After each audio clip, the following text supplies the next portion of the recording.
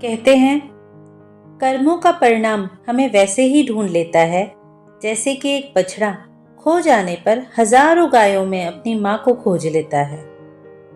किसी ने बड़े ही कमाल की बात कही है कि कर्म एक ऐसा रेस्टोरेंट है जहाँ ऑर्डर करने पर नहीं बल्कि वो मिलता है जो हमने पहले से ही पकाया हुआ होता है।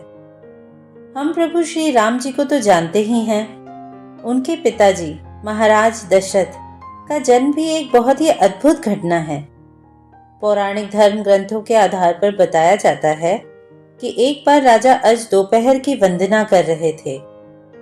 उस समय लंकापति रावण उनसे युद्ध करने के लिए आए और दूर से उनकी वंदना करना देख रहे थे।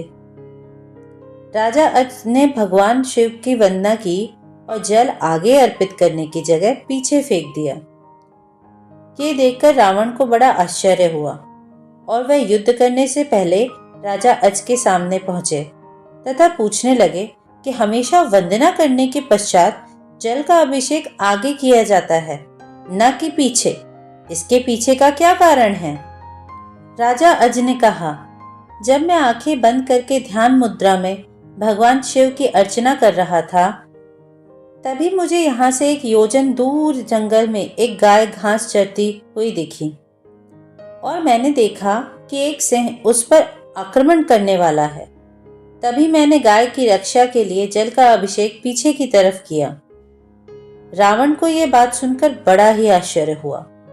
रावण एक योजन दूर वहां गया और उसने देखा कि एक गाय हरी घास चर रही है जबकि शेर के पेट में कई बाण लगे हुए हैं।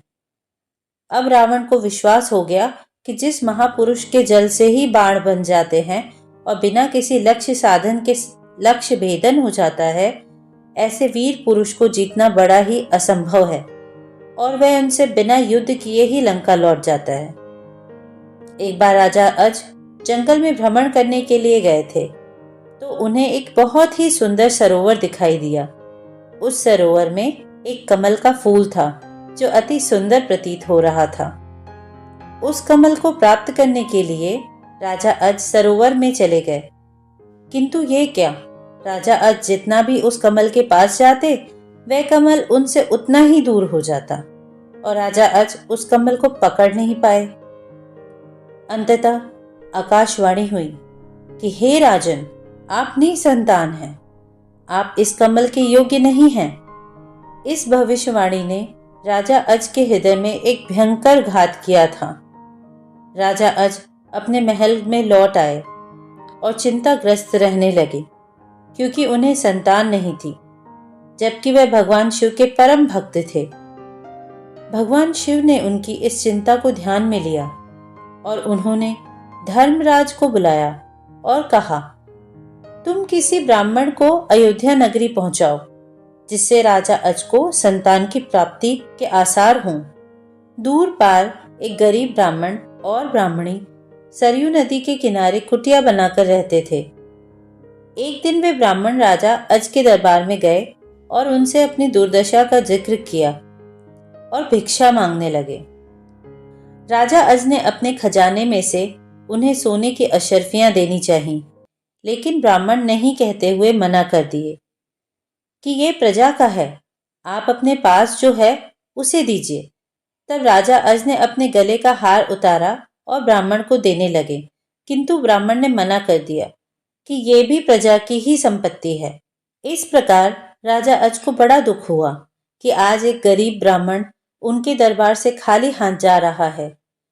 तब राजा अज शाम को एक मजदूर का वेश बनाते हैं और नगर में किसी काम के लिए निकल जाते हैं। चलते चलते वे एक लोहार के यहाँ पहुंचते हैं और अपना परिचय बिना बताए ही वहां विनय कर काम करने लग जाते हैं।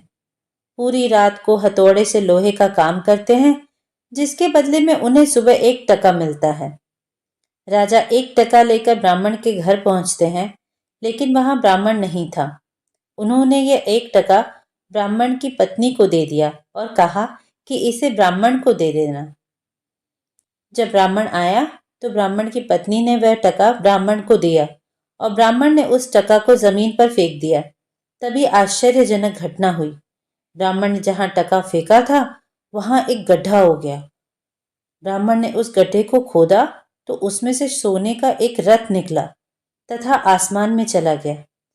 इसके पश्चात ब्राह्मण ने और खोदा तो दूसरा सोने का रथ निकला और आसमान की तरफ चला गया। इस प्रकार से 9 सोने के रथ निकले और आसमान की तरफ चले गए। और जब 10वां रथ निकला तो उस पर एक बालक था और वह रथ जमीन पर आकर ठहर गया। ब्राह्मण उस बालक को लेकर राजा अज के दरबार में पहुंचे और कहा, राजन, इस पुत्र को स्वीकार कीजिए।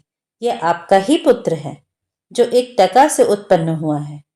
इसके साथ में सोने के 9 रथ निकले जो आसमान में चले गए और जबकि यह बालक 10वें रथ पर निकला, इसलिए यह रथ और पुत्र आपके हैं। इस प्रकार से दशरथ जी का जन्म हुआ। महाराज दशरथ का असली नाम मनु था और ये 10 दिशाओं में अपना रथ लेकर जा सकते थे, इसलिए दशरथ नाम से प्रसिद्ध हुए। जय श्री राम।